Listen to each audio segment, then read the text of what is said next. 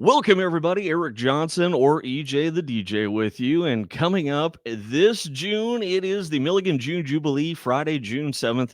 And I'm very excited because the next guest here is part of the hardest working band in country music. And might I say, lots of accolades indeed.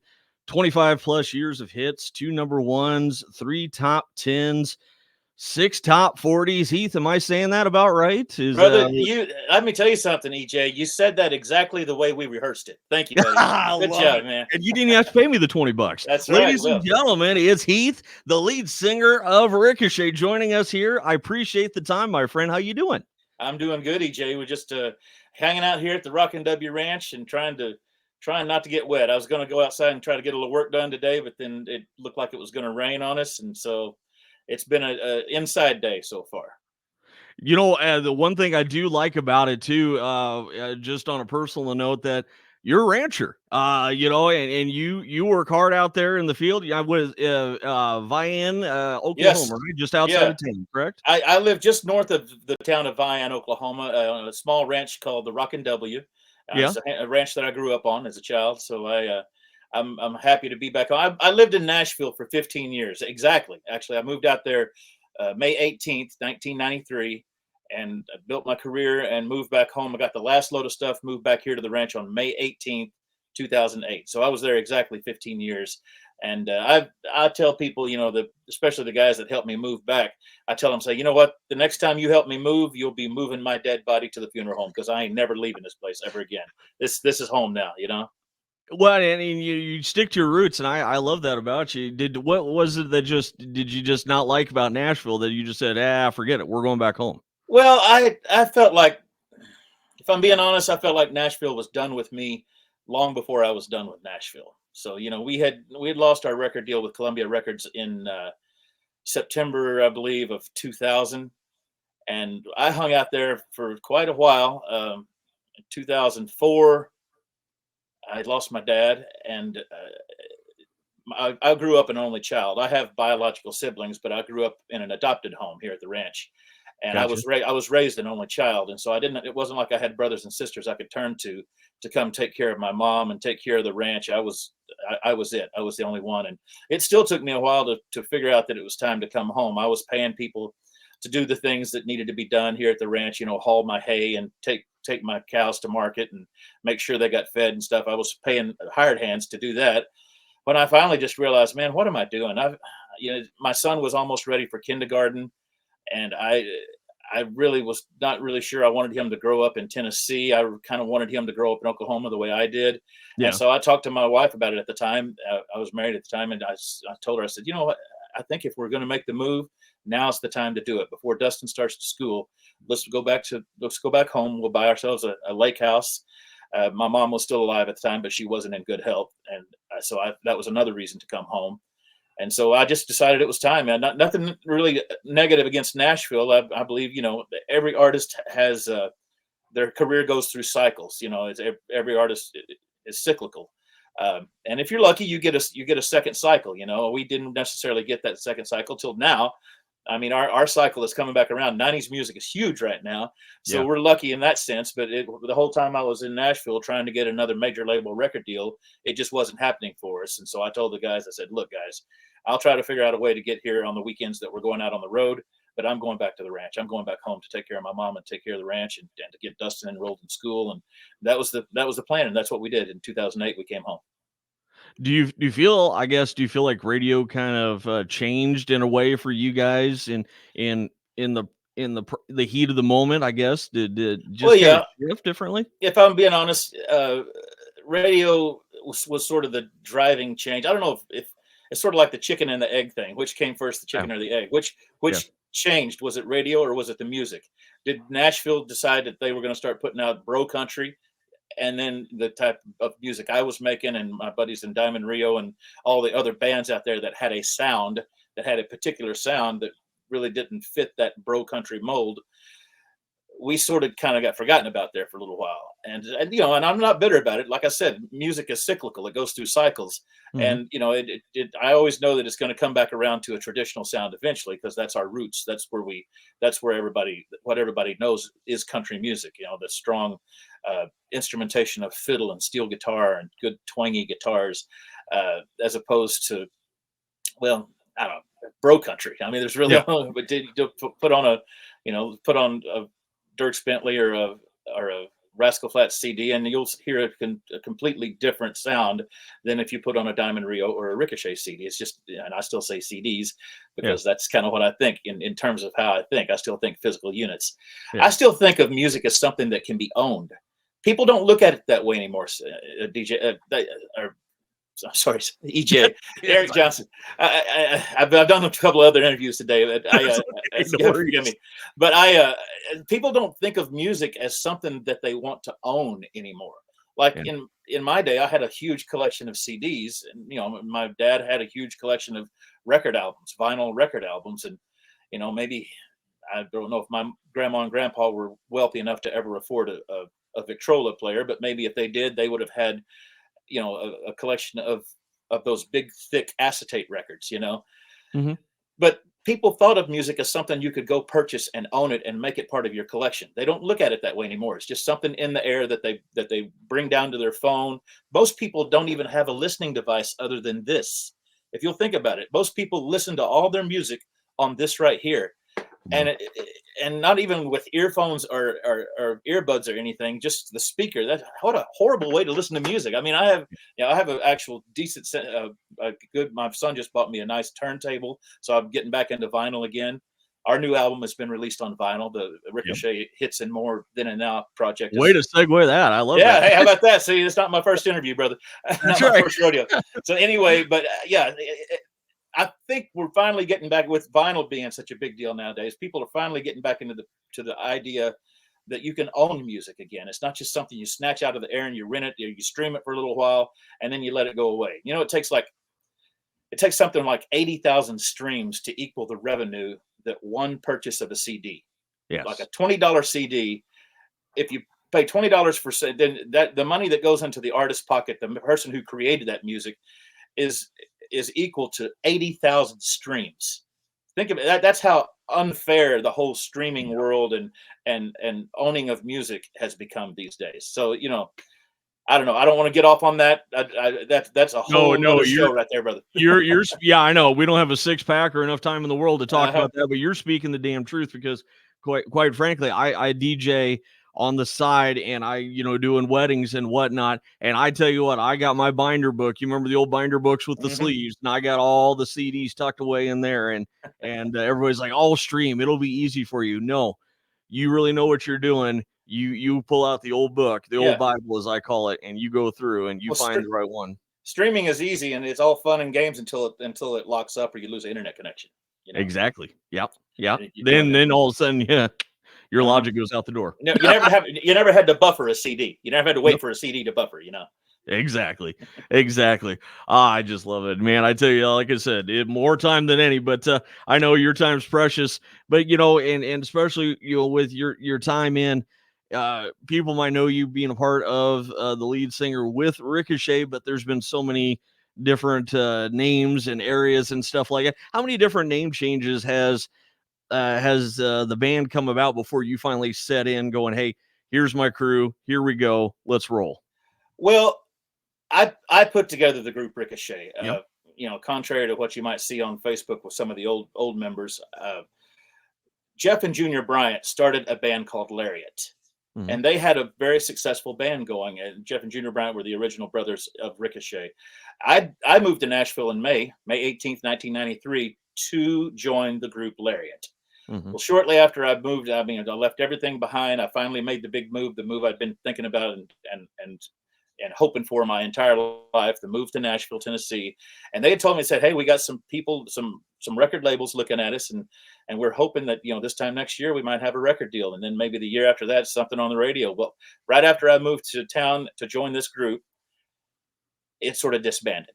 Now, I tell people that it was no fault of my own. I had nothing to do with the disbandment of it, but it still disbanded. And here's what here's the Reader's Digest version of what happened. Lariat had a manager by the name of Ed Burlingame, and he wasn't really a music manager. His shtick was that he had a carnival service, you might say, where he would like go to a town and call up the Chamber of Commerce and say, look, I got this carnival and I've got everything you need. I've got the rides, I've got the vendors, the food vendors, I've even got the beer tent and the band that plays in the beer tent. So I've got everything. If you'll let me come to your town, I'll do it for this amount of money, and I'll split the revenue with the town, blah, blah, blah, whatever his deal was. That's what he did. Well, Lariat was just the band playing all these carnivals all over the country. They owned their own sound system and all of that, but they wanted something more than to just play at a beer tent for the rest of their career. So they let Ed go. And they hired a guy that owned a nightclub in Columbia, Missouri to be their manager. All of this before I came into the band. I found all this out shortly after I moved to Nashville, after I uprooted my life and moved to Nashville. But anyway, these guys, I guess they weren't the greatest businessmen in the world, because they allowed Ed to register their name Lariat, but they didn't register it under the brothers' names. He registered it under his name. So all he had to do was put together another band, call them Lariat, and give him all the gigs that he had, in his carnival business. And that's what happened. So whenever we lost our entire summer's worth of dates in summer of '93, our band members started dropping like flies because they needed to do something for the summer to pay the bills. So if they found that, so-and-so was looking for a guitar player or so-and-so was looking for a bass player, they jumped ship and they went where the work was. And I don't blame them for it. Yeah, true. So at one point we were down to just me and the two brothers and this bass player that they had found in Missouri that was just didn't really want to go on the road, but would agree to fill in as long as we needed it. So I started looking for band members, and I called up, I would go through different newspapers and publications there, local publications in Nashville of musicians seeking work. And I just started taking auditions. Back then it was just like, well, send me a tape send me, if you got a headshot, send that to me as well. I just wanted to kind of get an idea of it because I was looking for a certain sound and a certain look. I wanted to be within a certain age range and all my guys to have a certain look because I knew that was just as important as having a good sound. So anyway, I managed to find two guys through one publication called the Nashville Scene. I found my keyboard player, Eddie Kilgallen, through him, through that publication. And then I found my steel player through a musicians referral service called Dick McVeigh's Musicians Referrals. And then the bass player, I knew a guy in Oklahoma that I'd grown up with, playing music with, and I got in Greg Cook, and I brought him in after he graduated from college. So he went from studies in chemistry and microbiology and a whole bunch of different sciences to playing bass in a country band. So, he worked at a uranium conversion facility for a little while till that job shut down. They shut down what used to be the Kerr-McGee plant, but they shut it down here in eastern Oklahoma. And Greg found himself without work. So he went back to school. After he graduated from school, he came and joined our band. Never even went back into the science world. So that was it. That's how we put together the band. Musicians referral services, the Nashville Scene, and one buddy that I had from Oklahoma, and then the two brothers that was left over from Lariat. And so that was kind of the thing that brought us all together. Is we all had a dream, and we all didn't mind the taste of peanut butter and jelly or macaroni and cheese because that's pretty much what we lived on the road. And so we had pretty much just started playing nightclubs as a cover band, not even as an original band yet. We hadn't even written any of our own stuff or found any music to record that we could call ours. We just started touring and making a living, trying to keep our heads above water. And then one day, the right person heard us at a nightclub, brought us into his studio, recorded a 1-song demo on us, and his son, the guy's name was Ron Chansey. Yeah. His son, Blake Chansey, had just gotten a gig with Sony Music as the A&R director, the director of artists and repertoire.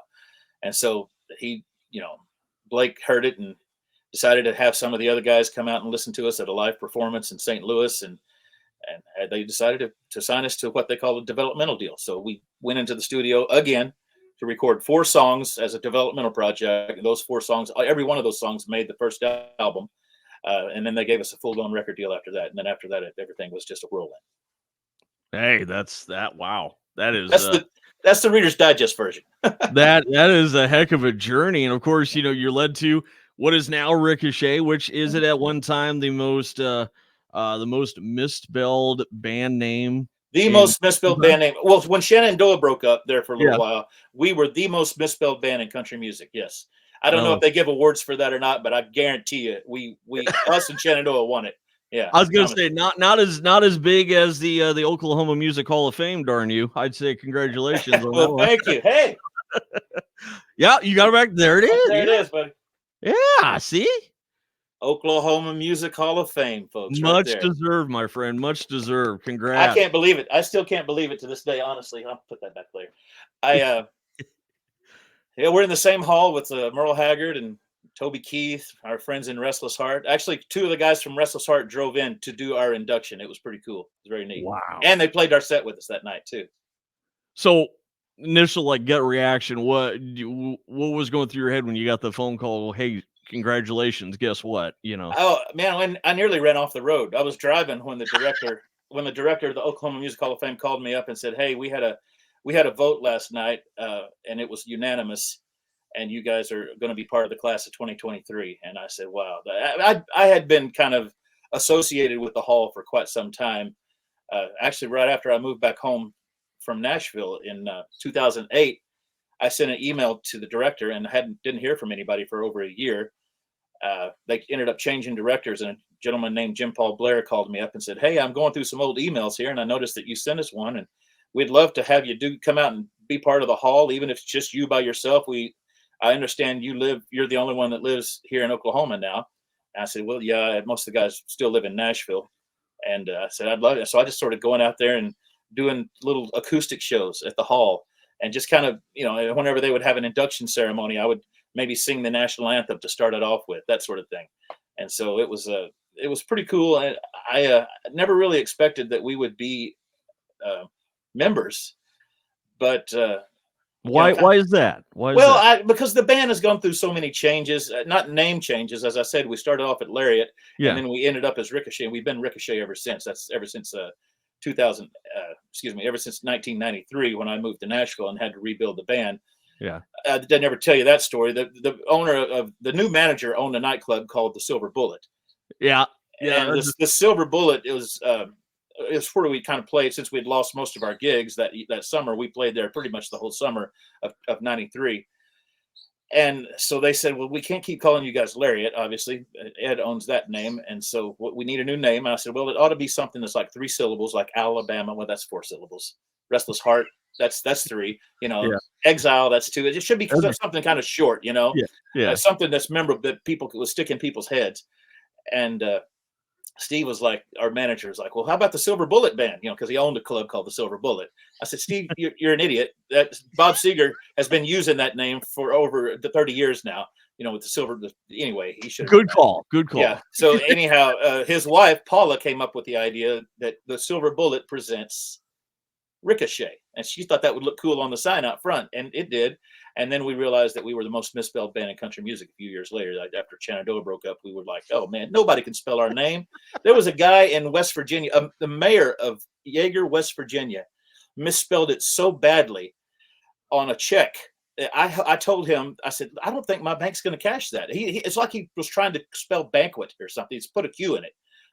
Ricochet, I think was what it. Yeah, Are we it's like, going Bouger or what here? yes, it was like RICH, which is wrong. Yeah. OQUETTE. It's like, that's not even close. I don't think my bank will cash that. You're going to need to write one personally to me. So I had him write a check personally to me just to make sure that I could get my money by the time I got home. So anyway, the bank did actually cash the check, and I just tore up the check that he wrote to me. But yeah, that was I don't. The funny thing is on my contracts, we don't even get, Ricochet doesn't even get paid. Rockin' W Entertainment LLC is who gets paid. Yeah. And so he didn't even bother to read the contract to see that that's who he was supposed to pay. But anyway, that happens a lot. The most misspelled band in country music, Ricochet. You just kind of look going, Yeah. We're talking here with Heath Wright from Ricochet, of course. The band will be in full effect, opening up for Colin Ray Friday, June 7th at the Milligan June Jubilee. And Heath, you've been to Milligan. So you're one of the rarities that gets to come and double down in the big town, like we recall. But your thoughts about Milligan? You got to play in there in the historic Milligan Auditorium. Tell us a little bit about your experiences with the town. The funny thing, every town I see the same thing in every town I go to. I see the venue because we load in and we sound check at the venue, and then from there we go to the hotel and hopefully get a little bit of rest and get cleaned up and showered for the show, and then we go back to the venue, and then we get on our bus and we drive home. So the only thing that I really remember about that night in March of 22 was the night that we played with Wade Hayes that night. Yep. We did our show first, and then we backed Wade as his band that night. So we were double dipping that night. I remember coming off stage that night and going back, and Wade was dressed and ready for the show, and he had this terrible look on his face. And I said, "Wade, what's up, buddy?" He said, "Jeff Carson just died." Yeah. And that was the night that we lost Carson. And I said, "No, that can't be right. He's like our age. He's in our age group. Yeah. Wade's a little younger than I am, but Jeff was a little older." He says, "No, man, died of a heart attack right after his shift. He drove himself to the hospital, and he said was complaining of chest pains, and they weren't able to save him." So we had to do the Wade Hayes show that night. And if we looked like we had just received the worst, because Jeff was a buddy, we were about to go out on tour together. Yeah. Like you guys besties, damn. Yeah, we were good friends, and I was already starting to write charts and work up his show. I was talking to him on at least a weekly basis about some of the songs that he was going to do in the show, and I really admired his musicianship. Many people realize he was a really fine guitar player as well as a good singer and songwriter, and he could play the harmonica. He had one song in the show, an old Daredevils. The Ozark Mountain Daredevils used to do this song called "If You're Going to Get to Heaven, You Got to Raise a Little Hell." Yeah, Jeff used to do that in his show, and he played harmonica on it, which was pretty cool. Oh wow! I was really looking forward to doing this show. He had a lot of great music in his set, and he's just a funny guy. He's just fun to be on the road with. He did impressions, and he always loved a good practical joke. But that's what I remember about that night in Milligan. I'm sorry that I don't have really very fun memories about it, but that was one of those deals too, because you guys came out and like you said, you went with Wade Hayes, and you guys you rocked the house. I mean, everybody enjoyed themselves. After that, we all kind of I remember that we all kind of circled around and started talking music, talking about Jeff, and I know you made comments about talking about I have to go back and tend into the cattle because otherwise that doesn't pay for my other fund, type of deal. Yeah. I play music to support my ranching habit. That's right. But you just all over. I mean, it's just outstanding to see the progress and the evolution that not only you but the band itself has gone through. And of course, you've seen some of the greats. You've worked with a lot of the greats. Colin Ray, have you Speaking guys? Of which, yes. Speaking of one of the greats, that guy is amazing. Yeah. We did a thing with him and Wade. It was one of those all-day festivals somewhere in Indiana. I don't recall. And again, it was probably 2 years ago. Hottest part of the summer, and we were on first, and then Wade. So we were up there on stage for almost 2 hours. But I remember it being right after us. I mean, I was just soaking wet with sweat, and I didn't feel like I'd put on a very good show. I was tired. We didn't get much of a sound check that day, so I was really having to sing hard, and my throat was wore out. And by the time we got to Daddy's Money, our last song, I was just spent. So I remember having to point to the audience and having them sing most of the song because by the time that last chorus rolled around, I couldn't hardly sing a note anymore. And I came off stage, and Colin was one of the first people there to shake my hand and says, "Wow, you still singing your ass off, brother." And I said, "Well, I thank you for saying that. I needed to hear it, to be honest. I think because I felt like I just wasn't very good at all that day. But he was so cool and just such a kind, gentle man. And I wish we could have stuck around longer. We had to get on the bus and get out of town, but we did stop off at our hotel long enough to get our stuff and throw it in. I could hear him singing from our hotel. We weren't very far from the venue that day.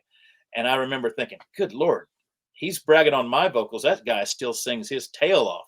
I mean, I think he's gotten better over the years, honestly.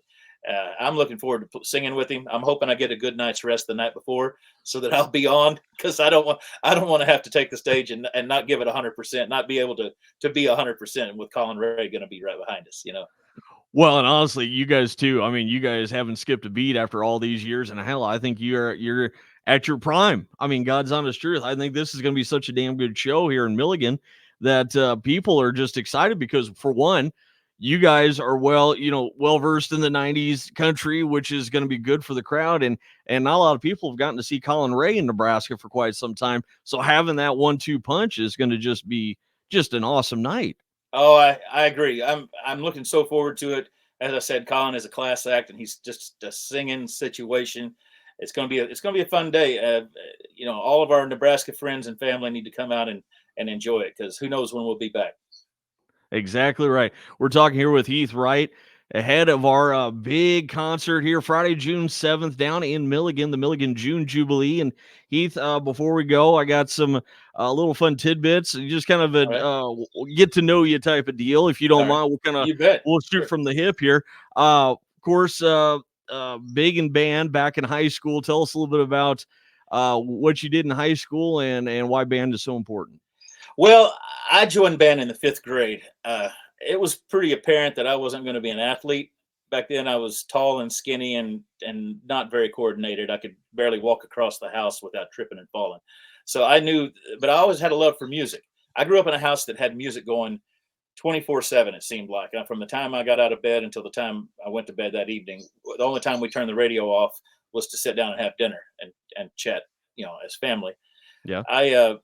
I love music. It's been such a huge part of my life. So when 5th grade came around and we all had to make a choice whether we were going to do athletics or band, I chose band. I kind of wish I'd have learned how to play a horn instrument, like a saxophone maybe. I didn't have very good teeth back then, and I couldn't bite down on the mouthpiece well enough to get a decent tone out of the instrument. And Yeah. besides, I liked drums, so I was like, man, I kind of want to be a drummer. So It there was gets the some. girls, right? You just get, Well, yeah, yeah, yeah, I wish like I said, if I'd have rethought that, I would have played something that wasn't so heavy to carry around in the parades and on the field. yeah, The yeah, drums that I played in high school, I played tritoms, and those things were freaking heavy. yeah. And marching in a mile-long parade, that's and we would do that every day, not just on parade day. We would do it. We would go out and march the streets just so we would kind of practice our formations and how to turn corners and stuff like that. And I had to play constantly because I was playing the cadence. So even when the rest of the kids just got to hold their horn by their side, I was playing constantly. So it was it was the closest thing to athletics as you can get to be a band geek. So but I loved playing drums, and I got fairly good at it back when I was in high school. I learned some rudiments, and I played in some honor bands. In 1985, I was the only Oklahoma representative to travel to Hawaii to play in the USA Honor Band, which was kind of a cool thing. Wow, good for you. I got to do that, and just music in general has provided me the coolest moments of my life, and allowed me to see some of the coolest places in 9 different countries on this world. First time I stepped foot on an airplane was that Hawaii trip in 1985. I'd never been on an airplane before, so it's just, I don't know. I tell kids all the time, you see, nothing against athletics, but you won't ever see any 60-year-old football players out there. You won't Amen. see any 70-year-old rodeo cowboys. The rodeo is my sport, so Yeah. that's what I love to watch. But you won't, as much as these sports are important in the fabric of our American culture. Music is something that you can carry on into your old age. You'll see 60-year-old guitar players out there. You'll see 70-year-old singers. Willie Nelson is like 83 years old now. If I'm not, he's. I mean, we have to think about us younger generation when we're out there making our decisions on what we're going to do. We need to think about the kind of world we're going to leave to Keith Richards and Willie Nelson. You know what I mean? Those guys are going to be around much longer than the rest of us. Apparently, they're going to live forever. So, Yeah. No, you speak true. In fact, my daughter, she's a band geek herself. She's actually going to the Ambassadors of Music trip to Europe, so she's going to have that experience there too. So yeah, she's been fundraising. So told her you better work because Daddy doesn't make the money all the time. There you go. There you go. And I don't say band geek. I say band jock. We were band jocks. You go. There you go. There you go. Well, and here's another shoot from the hip. You were a big was it late 90s, early 2000, working and supporting some up and comers, the Green Country Jam, raising money for St. Jude, and of course the Chicks in their early stages was just coming into the scene. Am I right? Tell us a little bit about that. Yeah, but they weren't the Chicks back then. They were the Yes, Dixie Chicks. that's See, right. That's right. so We got that whole Dixie, taking Dixie out of the name, it just I boggles know, my mind. I know. It blows me. I, Yeah. it's like some people refer to Muhammad Ali as Cassius Clay. It's like, the mama named me Cassius Clay, I'm gonna call him Cassius Clay. That's the mama named him Dixie Chicks, I'm gonna call him Dixie Chicks. So that's my thing on that. Yeah, we did a lot. We did 3 or 4 of those shows in our hometown. And the reason we started doing Green Country Jam in Vian, Oklahoma, was because there's 2 boys here in Vian who were they were cousins, first cousins, and they were both diagnosed with AML leukemia. I believe that stands for acute myelocytic leukemia, if I remember correctly. Mm-hmm. And I still see those boys around town. They're grown men now. They're in their 30s. I saw one of them the other night, and he introduced me to his new wife. And so they both treated at St. Jude. Neither of their parents had to pay a penny for their treatments.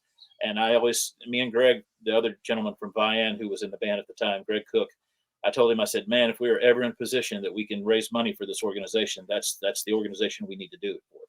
And he said, well, yeah, maybe we could do a hometown concert. And I said, that's a great idea. And people would get behind it. And people did, for the most part. There was always a few outliers that would sit outside the fence and not pay to come in. They sit outside the fence and listen to the music. But, for the most part, our town really got behind us. And the year we had to stop doing it, I'll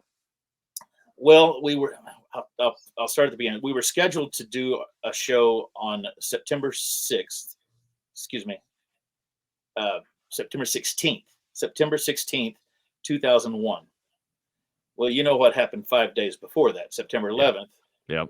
And I was even home to do some promotional stuff, to do some radio interviews and some on-site stuff for that show. I'd driven from Nashville, Tennessee the night before on September 10th. And I was going to start doing some radio interviews that day to help promote the show that was going to happen on September 16th. And then, the terrorists flew those planes into the buildings, and I still went ahead. It was a difficult day. My brother had an office at the Pentagon, and that entire day, I didn't know if my brother was alive or dead. He was out of town at the time. He lost several of his colleagues. My brother was in the Navy at the time. The Navy. He served 30 years in the Navy, but he was out of town at the time. But he lost several of his colleagues, several of his comrades, I guess. Everything happens for a reason. I guess that it's difficult when you look at a day like that and try to figure out what if any good came from it. I guess if you're looking for a good thing, is that our country came together that next day on September 12th, like you've never seen before. I mean, you remember what it was like, how the people were doing blood drives, people were doing fundraising events, just anything we could do to feel like we could contribute to the cause in some way. That's what we did. And St. Jude, as a reaction, they canceled all of their fundraising events so that people could raise funds for the victims of 9/11. Rightfully so. I didn't realize it yet that day. I went ahead and did all my radio interviews that day, thinking that we were still going to do our show on the 16th. Yeah. And this, of course, and my radio interviews were very scattered. I'm kind of bad about going off and chasing chickens in this direction and going down a rabbit hole in that direction, but in any interview. But that day it was even worse because I was very concerned about my brother. Still, I didn't get word till later that afternoon that he was okay. Good. So anyway, we obviously canceled the show, and we rescheduled for May of the following year, May of 2002. Well, it just so happened, if you Google this, you Google Weber Falls Bridge collapse. It happened on the day of our show, the day of our rescheduled show in 2002. So it closed off an interstate. It closed off Interstate 40 there at the Arkansas River. Excuse me. Yeah, I believe that's the Arkansas. It closed off that I-40 route for people coming from Tulsa, Muskogee, or Oklahoma City to Vian, Oklahoma. So people would have had to take like a 2-hour detour just to get there. When they found out about that, they just didn't come. That was the year I really kind of needed my town to get behind me and support me, and most of them did. So it was a good year for local town people to get behind a cause. It was a bad year, a bad day for our community because we lost, I want to say, 13 people that day off the bridge. And this was after rescheduling it from the 9/11. So we just kind of stopped doing them after that. And we Yeah. just couldn't we didn't raise enough money to even cover our expenses that particular Yeah. day. Yeah. Well, it's it's just you hate to say it, you gotta roll with the punches and Yeah. and Yeah. and thankfully your brother's, was doing good and Yeah. please thank him for his service, by the way, too. And Yes. but yeah, no, I just the constant, it's just life, ever Mhm. changing. And I Yeah. think that's kind of the whole theme of it for not only you, but for the band, just constantly evolving and adjusting. And I guess my last question to you, of course, if you and the band would want to play with anybody, what who would be that act and why? Well, we've sort of already done it. As I mentioned, two of the members of Restless Heart came to Oklahoma to induct us into the Oklahoma Music Hall of Fame last Yeah. February, just a couple of months ago. Uh, the following day, I booked studio time at the church studio in Tulsa to record some songs. I'm working on a new project. Our last project, the Then and Now, Ricochet Then and Now, the hits and more was released in August. So I'm hoping to have something out by later this year, maybe Christmas. Good But deal. Good deal. I've already started the recording, and two of the guys in Restless are going to be on this new project. Uh, Honestly, I guess we've been so lucky to back to. I'm one of those guys that I love music so much. I don't care if I'm playing my own music or if I'm playing with Wade Hayes and playing his music. Yeah. We've backed Wade Hayes, we've backed Jamie O'Neill, we've backed Andy Griggs, my buddy T. Graham Brown, who just got inducted as a member of the Grand Ole Opry. So many wonderful, wonderful artists that we've got to kind of go back and really put the microscope under their music and study it and analyze it and try to play it to the very best of our abilities. And each and every time, the whoever we're backing has always said, "Man, guys, that was great. You guys, I can't believe y'all worked it up so perfectly just for one show." And a lot of times it turned out to be more than just one show. But I don't know, man. I wish I could have played more with Toby Keith. I got to do a couple things with him, just solo acoustic things like at golf tournaments, charity golf tournaments, or something like that. He had some really cool tunes, and he loved songs. He was such a songsmith, that he. I remember this one little thing in Branson where I was doing a solo acoustic thing, and he had been doing a charity golf tournament all day, and he came out to the show, and he gets up on stage, and of course, they want to hear Red Solo Cup.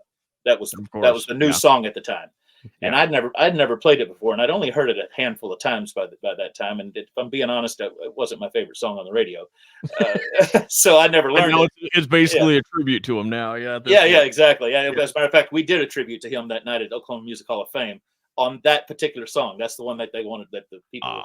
of the Oklahoma Music Hall of Fame wanted to hear.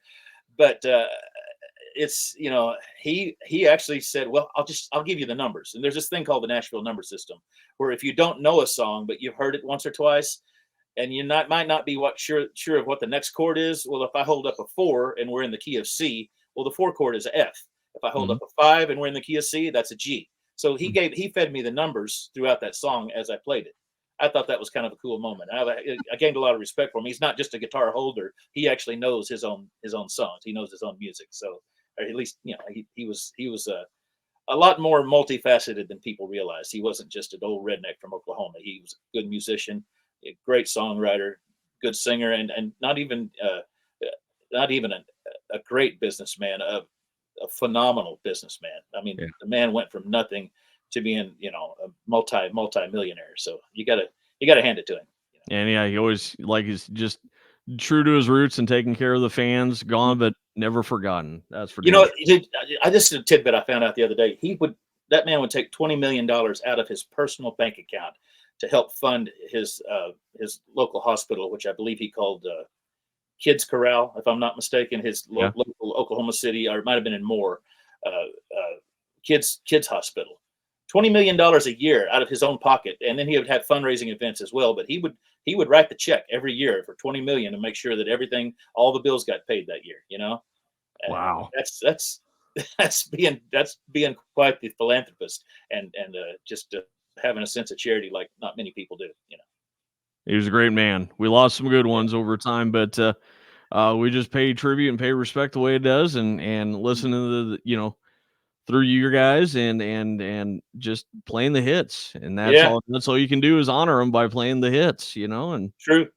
yeah, I tell you what, I'm like I said, I'm really looking forward to this show in Milligan.